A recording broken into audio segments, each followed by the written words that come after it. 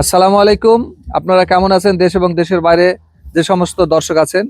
আজকে দেখাবো ধান। ধান তো অনেক রকমের আছে, ধানের আবার কি দেখবেন?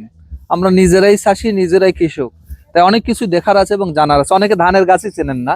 এটা ধান গাছ, এই দেখেন গোটা ধানের গাছ নিয়ে এসেছি আপনাদের কাছে। এই ধানের গাছ কত লম্বা হয় দেখেন। আমি কত বড় লম্বা মানুষ, আমার চেয়ে লম্বা দেখেন, 3.5 হাত পার হয়ে গেছে, 4 হাত। খেয়াল করে দেখেন। হ্যাঁ দেখেন ধান গাছ কত বড় হয়, আমার সমান হয়ে গেছে ধান গাছ। হ্যাঁ, এই হলো ধান গাছ। অনেকে ধান গাছ কোনোদিনও দেখেন নাই, আজকে আপনাদেরকে ধান গাছ দেখাচ্ছি। হুম, ঠিক আছে, আমরা একটু পরে দেখাবো এখন। হ্যাঁ, ওকে। এই যে ধান, লক্ষ্য করে দেখুন, এই হলো, এটা কি ধান? কারণ প্রশ্ন হলো যে ধানে এত বড় লম্বা কি ধান? কাছে আমরা একটু জুম করে দেখাই, এই ধানগুলো একটু জুম করে দেখাই। এদিকে মোহাম্মদ, একটু জুম করে দেখাই আমরা। এই যে এই ধানগুলো কি ধান, আরো কাছে থেকে জুম করে দেখাই। এই ধানগুলো বলা হয় হলো উকুন মধু, যেটাকে পোলার চাউল বলা হয়। আমরা যে পোলা খাই সেই উকুন মধু ধান। এটা একেবারে খুদি খুদি, এটা খুব সুগন্ধিযুক্ত। হ্যাঁ, এটা উকুন মধু, আমাদের আঞ্চলিক ভাষায় এটাকে উকুন মধু ধান বলা হয়। এটা পোলার জন্য খুবই বিখ্যাত এবং খুব সুগন্ধি। এই ধান আমাদের জমিতে আমরা চাষ করেছি।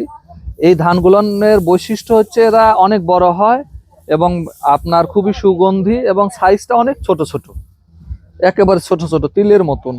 এটা খুবই সুস্বাদু, বাজারে পাওয়া যায় নানান রকমের এটার জাত আছে। তার মধ্যে এটা হলো স্থানীয় একটা জাত, সিলেকশন জাত জাতে যেটাকে বলা হয়।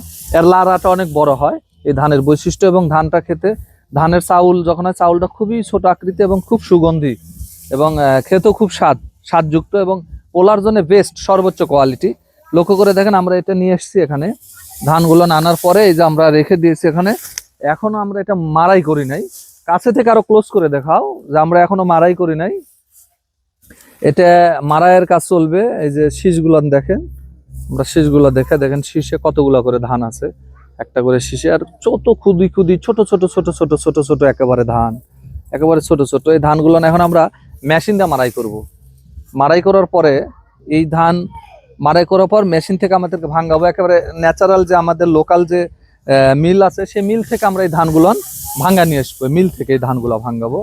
ভাঙানোর পর যার কারণে এই ধানগুলো ফাইবার যুক্ত থাকবে এবং খুবই সুন্দর হবে। একটা কথা মনে রাখবেন, নিরাপদ খাদ্য সুস্থ জীবন। যে জীবনে নিরাপদ খাদ্য নেই তার কোনো সুস্থ জীবন নাই। শুধু মেডিসিন খেয়ে মানুষ সুস্থ থাকতে পারে না, আমাদের খাদ্যই ঔষধ, এটা মনে রাখতে হবে। এই জন্য আমাদের প্রয়োজন আগে নিরাপদ খাদ্য। আর এই কারণেই যারা বেকার ভাই আছেন, যারা উদ্যোক্তা আছেন, তাদের উদ্দেশ্যে আমি বলবো যে যারা এখন আমরা বেকার আছি, তারা যদি আমরা মনে করি যে বাণিজ্যিকভাবে আমরা যদি এই চাষগুলো করি, চাষ করার মধ্যে দিয়ে আসবে আমার ব্যক্তি সাফল্য, আর ব্যক্তি সাফল্যের মধ্যে দিয়ে আসবে দেশে নিরাপদ খাদ্যের একটা যোগান।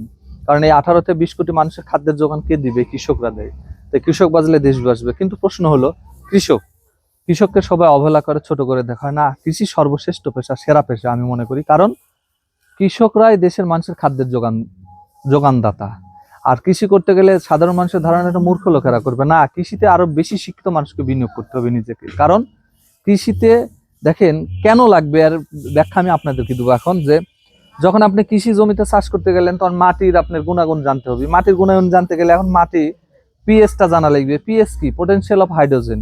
পিএইচটার মান কি পরিমাণ আছে এটা জানা লাগবে। তারপর মাটিতে কি পরিমাণ অণুজীবের উপস্থিতি আছে এই বিষয়গুলো জানা লাগবে। এটা বেলে মাটি না দোআঁশ মাটিতে জানতে হবে। তারপরে এখানে জৈব সার কাকে বলে এই বিষয়টা জানা লাগবে। এটা ঠিক আছে, আমরা বীজ ফেলালাম, হয়ে গেল। এখন এই ফসলের যে রোগ বালাই হতে গেলে এখানে ছত্রাকের আক্রমণ হয়, ছত্রাক এই বিষয়টা জানার দরকার আছে। ব্যাকটেরিয়াদের আক্রান্ত, এটা জানা লাগবে। অ্যানথ্রাক্স ধরবে, ফসলে পচে যাচ্ছে, নষ্ট হয়ে যাচ্ছে কেন, এটা জানার প্রয়োজন আছে। তারপর পেস্টিসাইড, মাকড়ের আক্রমণ ঘটবে, থিপসের আক্রমণ ঘটবে এই ধানে।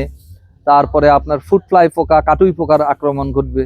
তাহলে এই বিষয়গুলো জানতে হলে আপনাকে অবশ্যই শিক্ষিত লোক হতে হবে। আর শিক্ষিত লোক হলে আপনার এখানে শতভাগ লাভবান হওয়া সম্ভব। আর এখানে যদি একজন সাধারণ অশিক্ষিত মানুষ যায়, সে তো বিষয়গুলো জানে না। এই জন্য কৃষিতে আপনার, এটা তো বায়োলজির সাবজেক্ট, জীববিজ্ঞান। জীববিজ্ঞানের দুটো অংশ, একটা উদ্ভিদ বিজ্ঞান, একটা প্রাণী বিজ্ঞান। দেখেন দুইটাই কৃষির অংশ। প্রাণী বলতে কি বলা হয়? গরু ছাগল লালন পালন করতে গেলে প্রাণী। আর উদ্ভিদ বলতে এই যে আমাদের শাক সবজি, তরু লতা, ধান, এগুলোকে উদ্ভিদ বলা হয়। উদ্ভিদ কিভাবে খাদ্য গ্রহণ করে? সালোক সংশ্লেষণের মাধ্যমে খাদ্য গ্রহণ করে সবুজ পাতার মধ্যে দিয়ে। তাহলে লক্ষ্য করে দেখেন এই বিষয়গুলো পেয়ে জানবে। আর সাধারণ মূর্খ লোকের পক্ষে সম্ভব জানা। এই জন্য যারা শিক্ষিত, এবং কৃষিটা একটা বিজ্ঞান, এটা একটা প্রায়োগিক বিজ্ঞান, ফলিত বিজ্ঞান। এই ধানটা কখন কাটবেন, কখন কাটলে দানাটা ভালো থাকবে, চিটা হবে না, এই জিনিসটাও তো একটা জানার দরকার আছে। পরিপক্কতা কখন আসবে। প্রান্তিক পর্যায়ের মানুষ দেখে দেখে শিখে আসছে, ওইভাবে চলে আসছে। কিন্তু একজন শিক্ষিত মানুষ যখন এর সঙ্গে জড়িত হবে, তো এখানে কিন্তু প্রোডাকশনটা আরো বেড়ে যাবে। লক্ষ্য করে দেখেন, একটা সময় জমি ছিল, মানুষের ভাত হয়নি, এখন জমি হয়েছে, জনগণও বাড়ছে, জমিও কমে গেছে, কিন্তু দেখেন খাদ্যে স্বয়ংসম্পন্ন আমরা। শুধু প্রযুক্তির ব্যাপার, এই জন্য আমাদেরকে শিক্ষিত হতে হবে। সর্বশেষে যে আমাদের ধান, ধান ছাড়া কোনো বিকল্প নেই, মানুষকে খেতেই হবে। এই যে আমি পলুয়া ধানের উপর কথা বললাম, তাহলে যারা উদ্যোক্তা ভাই আছেন দেশ এবং দেশের বাইরে, সবার প্রতি সুস্বাস্থ্য দীর্ঘ কামনা করি। এবং আমাদের এই প্রোগ্রামটি আপনাদের, এই চ্যানেলটি আপনাদের একটা অনুপ্রেরণা হতে পারে। একজন উদ্যোক্তার জন্য যেমন একজন উদ্যোগ গ্রহণ করতে পারেন, বেকারত্ব ঘুষিয়ে আপনারা এরকম যেগুলো বাণিজ্যিকভাবে আপনারা চাষ করতে পারেন। পাশাপাশি যারা দেশে যারা নিরাপদ খাদ্যের জন্য যারা ভক্তা, যারা খুঁজতেছেন যে কোথায় গেলে আমি নিরাপদ সেই চাউল পাবো, চাউলের আবার ভিতরে একটা বিষয় আছে, অটো রাইস মিলে এটা আবার কাটিং করে, এটাকে আবার রিমুভ করে উপরের অংশগুলান, এটাকে আবার সাইজ ছোট ছোট করা হচ্ছে, রান্না করার পর কোনো সেন্ট নেই। অথচ এই যে প্রযুক্তি ব্যবহার করার কারণ করে তারা অসাধু ব্যবসায় ব্যবহার করতেছে, এতে করে আপনারা সঠিক মানের এই চাউল পাচ্ছেন না। তাই আমাদের আতিক অর্গানিক কৃষি বাজার, আমাদের একটা ফেসবুক পেজ আছে আতিক অর্গানিক কৃষি বাজারে। আতিক অর্গানিক কৃষি বাজারের মাধ্যমে আপনারা গোটা দেশে আমরা কৃষকদের উৎপাদিত পণ্য সরাসরি ভোক্তার হাতে তুলে দেওয়ার চেষ্টা করতেছি। আমাদের এই আতিক অর্গানিক কৃষি বাজারের সঙ্গে আপনারা যুক্ত হবেন। যুক্ত হলে আপনারা আমাদের টোটাল নিরাপদ খাদ্য, প্রান্তিক পর্যায়ের কৃষকদের উৎপাদিত পণ্য আমরা গোটা দেশে ছড়িয়ে দিতে চাই, মাঝখানে মধ্যস্বত্বভোগী বাদ, সরাসরি উৎপাদক প্লাস ভোক্তার হাতে। এই বলে আমাদের এই চ্যানেলটি আপনারা লাইক এবং সাবস্ক্রাইব করবেন, তাহলে প্রতিনিয়তই আমাদের এরকম তথ্যগুলো পাবেন আপনারা। আমাদের সেই 24-25 বছরের যে জার্নি বয়স, টোটালটা আমরা এখানে শেয়ার করি। সবার সুস্বাস্থ্য দীর্ঘ কামনা করি। আসসালামু আলাইকুম।